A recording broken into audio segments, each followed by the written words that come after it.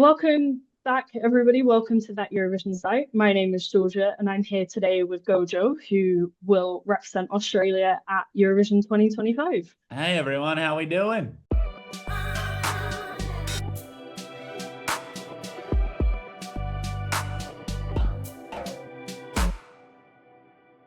How are you doing today, GoJo? I am good. I have a belly full of muesli.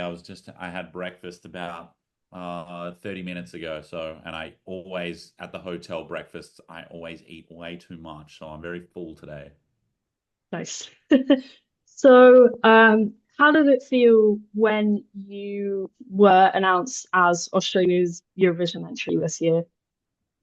It's the most honorable feeling in the world representing a country, and especially Australia, because obviously I grew up there and being like surrounded with the beautiful culture that we have there, and knowing that I'm the person who's representing the country is so honorable, especially in the music, in the Olympics of music, which I always relate back to Eurovision because it's literally the biggest contest of the world, the music contest. So it's such an honor and it's so exciting, and yeah, I'm so thrilled to be part of it. So, your song Milkshake Man was written with Shepherd. Yeah. What was the writing process like with them? It was so I spent actually after I found out that I was representing Australia, ended up we teed up a writing camp with them for 2 days in Brisbane in their hometown, and then I ended up going there and we ended up writing 10 songs in the 2 days, and yeah, it was just the best session I've ever had. It was so much fun, and we all became really, really close. And I've out of every single year, I've been doing music for 10 years. Out of every session I've had, it was my favorite. They're the most fun people and so extremely talented. And so what made Milkshake Man the song from that writing camp that you take to Eurovision as opposed to one of the other ones? Yeah, it was a combination. It was like the song, the meaning of the song, because the song has a very deep meaning. And, knowing that I was going to be on a stage that is, broadcasted to hundreds of millions of people. I know that the concept is very important. I really wanted to make something that was positive and fun, and that was going to make people happy, and make people dance, because I know it's the one of the biggest forms of advice my mother has always given me is like, if you're stressed out about something, just dance for 5 minutes. And I think it just ticked all those boxes. And it was probably one of the more hooky ones that were in there, one of the more earwormy ones. So yeah, it just ticked all those boxes. So this is the 10th year of Australia competing at Eurovision, if you don't include 2020. Have you received any advice from any of the previous Australian representatives? Yeah, so I caught up with Dami M, and I had a Zoom call with Voyager, with Danny, the lead singer, and they both gave me great advice. And they both kind of said the same thing on just make sure you stay grounded and find time for yourself through the chaos, because there's a lot going on. And especially with just the heightened kind of like required mindset that you need to be in and go through, because it's not for the faint heart, I suppose. You've got to be, you have to make sure your energy's up. You have to make sure that your focus is up, and you can make changes last minute. And yeah, so you have to make sure your brain is operating at full capacity all the time, which is like yeah, which is great. But I can understand, like, and that's what they said, just make sure that you find time where you can recharge that part of yourself. So 2025 is kind of the year of French entries. So you've got Maman from France, Voyage from Switzerland, La Poupée Mon Leçon from Luxembourg, and C'est la vie from Netherlands. And obviously you've got a couple lines in there. How did you kind of come to that decision to have the two lines in French?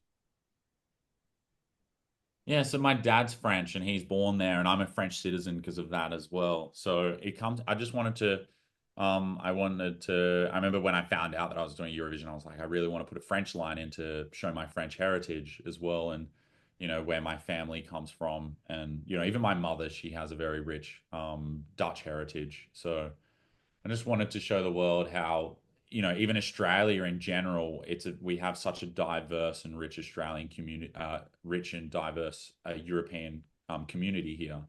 So I really wanted to show the world that also, and making it, even if it's 2% bilingual, it was very important to me to have that in there to show my French heritage. I am also a dual French citizen. My mom's French, so Oh, there you go. That's so cool. so Can you speak um, French? I can, yeah. Oh, Um, damn it. It's my biggest regret. I can't. Yeah, I know I can understand it a little bit, but at speaking it, yeah, I need to learn. mm. So we are when we're recording this, we are 1 month exactly from the second semi-final. How does that feel?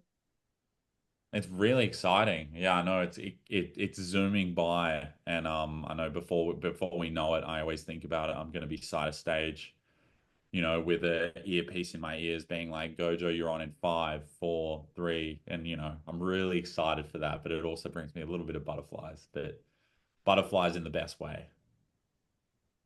I can imagine. And of course, you will be opening the second semi-final. How did you find that out, and how did you feel when you found that out? I'm really excited. I'm very used to opening stages. I've done like a lot of support shows throughout my career, and I've supported some really big artists, on arena tours to playing to I've even played some a lot in Europe as well, doing some support shows. So I feel like I'm very used to opening and warming a stage. So I'm very excited, and I have all the confidence in the world, especially, knowing rehearsing the staging and rehearsing everything that's going on and knowing the song that I have and stuff like that. I'm very confident and excited. So, Australia didn't qualify for the final last year. What would it mean for you to be able to bring Australia back to the final? Well, yeah, I think it's very important, and I know how many people there are like behind us being here, and everyone who's on my team and making these things happen. And so it's like, there is a lot of people that that I suppose want to make proud, and also not let down. So I think it would, yeah, that's is very important to me, obviously, as well, and obviously Australia too. So I'm very aware of it, and also very confident too. So, moving on, we are uh LEP was on Sunday. What was performing in front of the London crowd like? Oh, it's so much fun. I've played to London before, and I like have always London has always been one of my favorite crowds. They're always so like receptive, and even hearing everyone just screaming back all the lyrics was just like such a surreal feeling. And even in this, it was the same in Amsterdam as well. And even the yum yum chant in the bridge is just like, it's so loud in those rooms. And I like every time I perform, I'm just like, I feel like the biggest rock star in the world. It's really fun and cool. And I'm so grateful and appreciative of like all the fans and everyone in the Eurovision community who makes us feel so comfortable on stage. And on Sunday, you said that your favorite milkshake flavor was spearmint. Kind of why? I don't know. It's like it's a good question, really. I think I just like minty stuff, and like my favorite ice cream is choc mint as well. And yeah, I think it's just I love vanilla too, but there's just something spearmint. There's something about it that's just always had my heart. I've had it since a kid, and it's always been my favorite. And so, what will you take from your experiences in Amsterdam and London to you're doing Madrid's pre-party? Yeah, yeah, Okay. doing Madrid on So, what will you take from Amsterdam and London? going forward to Madrid and the rest of this Eurovision process? I think it'll be like, I think it's like, it's a good question, but I think it's just, making sure that I'm interacting with the crowd and because I know how important that is, even just from playing shows in the past, and just making sure everyone's having fun, and that's it's all I could ever ask for, and I want people to leave the show like with at least like 1% more dopamine in them than they did before they heard the song. So knowing if I've done that, then I know that I've done my job, and that that's all I could ever ask for. And what would you say has been your favorite experience of this whole Eurovision process so far, whether that be pre-parties, talking to fans, whatever? Yeah, it's like seeing everything. I think meeting the fans and seeing how accepted and loved, like, I am even just in the competition is just so beautiful. And I feel so safe here, and, so safe to express myself and comfortable.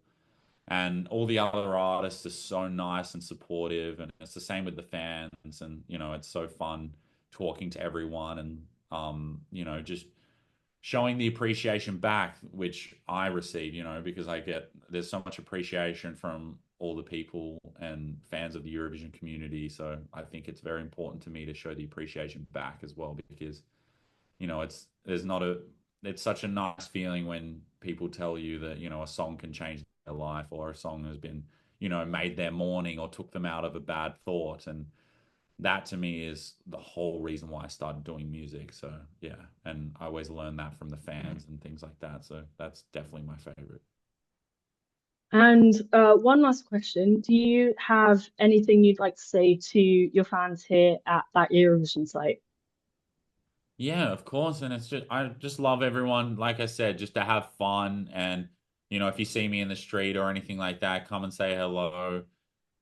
There's nothing better than meeting you guys, and knowing that, like I said, the support and appreciation you show me, I'd love to give it back to you, because it means the world to me. And at the end of the day, we're all just humans, and I love just meeting everyone, and again, just so appreciative of all the support that I've been receiving, especially coming from so far away on the other side of the globe. It means the world to me to see how accepting you guys are of us being here, and it's such a privilege, and I want to show that we're so in it, and like, we love being in this competition more than anything. And yeah, it's such a fun and beautiful experience.